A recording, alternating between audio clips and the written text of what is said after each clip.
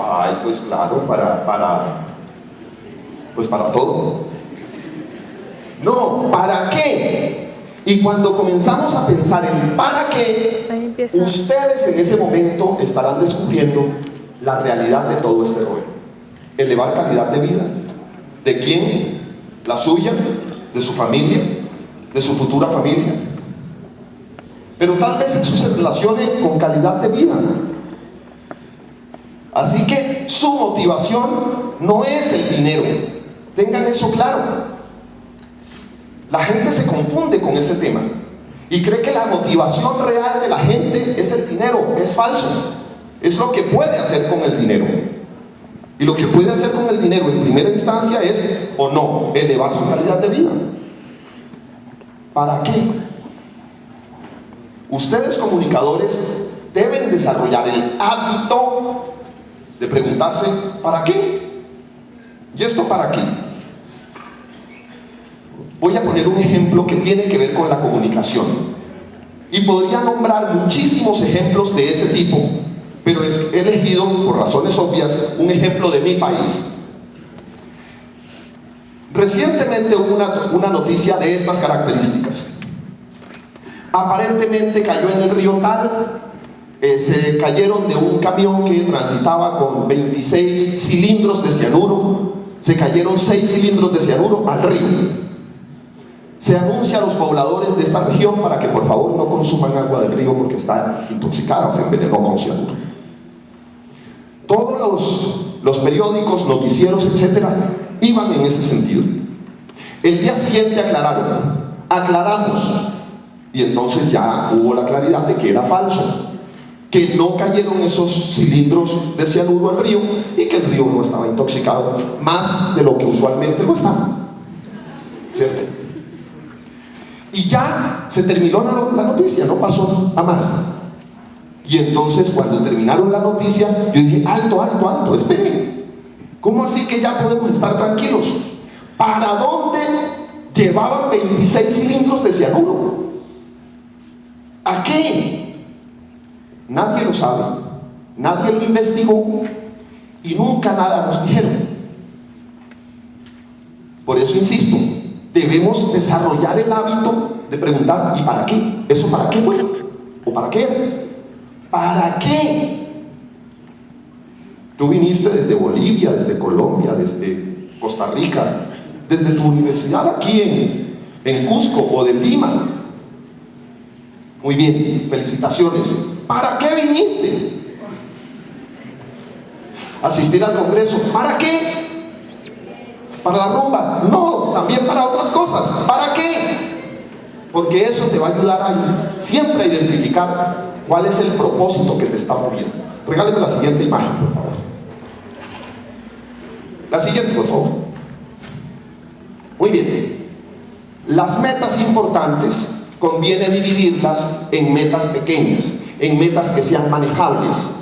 Voy a poner un ejemplo castizo para que se entienda este rollo. ¿Saben ustedes cómo se come un elefante? A mordiscos. Nadie se lo puede comer entero. ¿Saben ustedes cómo se logra una meta grande e importante? Con metas pequeñas que se puedan digerir. No se logran de un solo golpe. Las competencias de ciclismo, y voy a hablar del Tour de Francia, que es tal vez el más importante del mundo, si tuvieran que correrlo en un día, nadie lo lograba. Por eso corren etapas. Hoy una, el día siguiente otra, el cuarto día descansan, el sexto día vuelven a correr. Y dentro de cada etapa de esas hay metas volantes, premios pequeños, incentivos pequeños, metas volantes. Es decir, ¿cómo podemos dividir una meta importante en semestres, en meses? Yo no sé si les pasa, yo imagino que de este grupo no le pasa, a esta que voy a comentar, no le pasa a nadie de este grupo.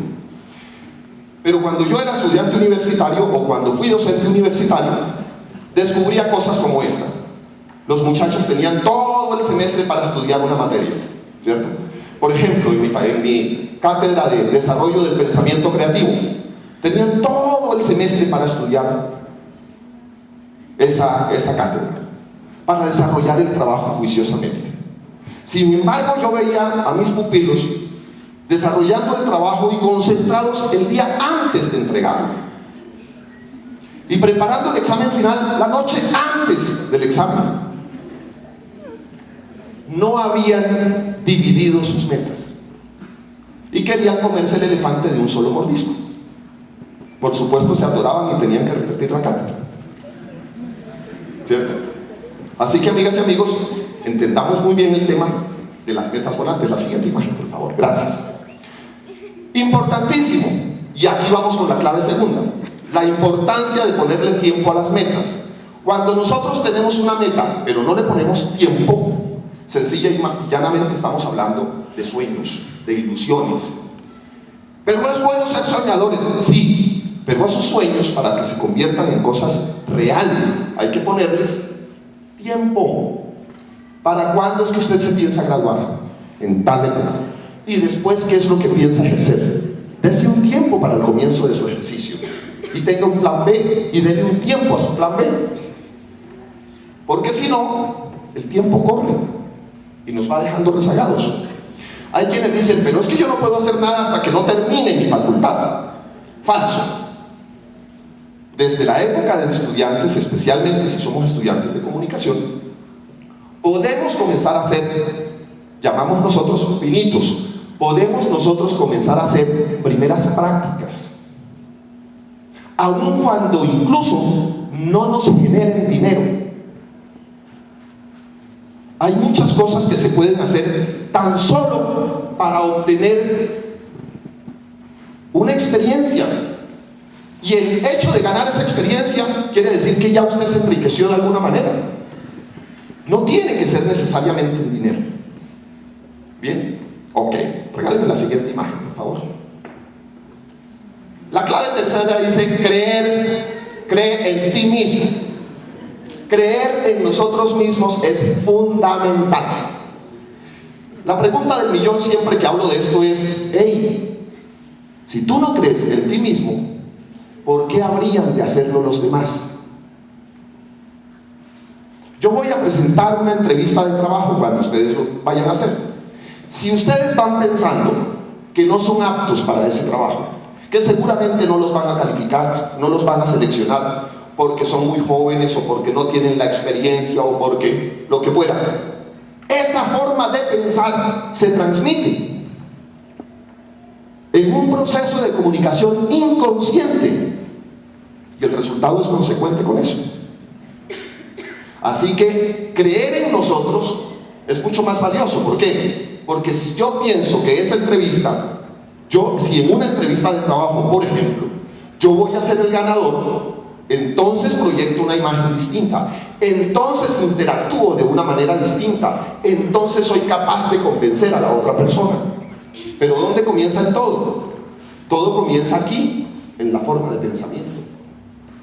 No es como se decía equivocadamente, es que hay que ver para creer. Es justamente al revés. Hay que creer para ver, y en lo primero que debemos creer es en nosotros mismos. Es que no somos conscientes de nuestras capacidades personales.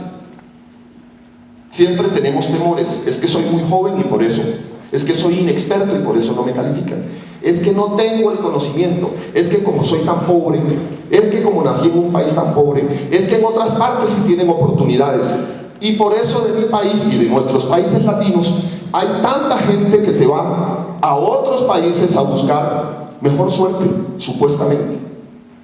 Y la mejor suerte, ¿saben ustedes dónde está?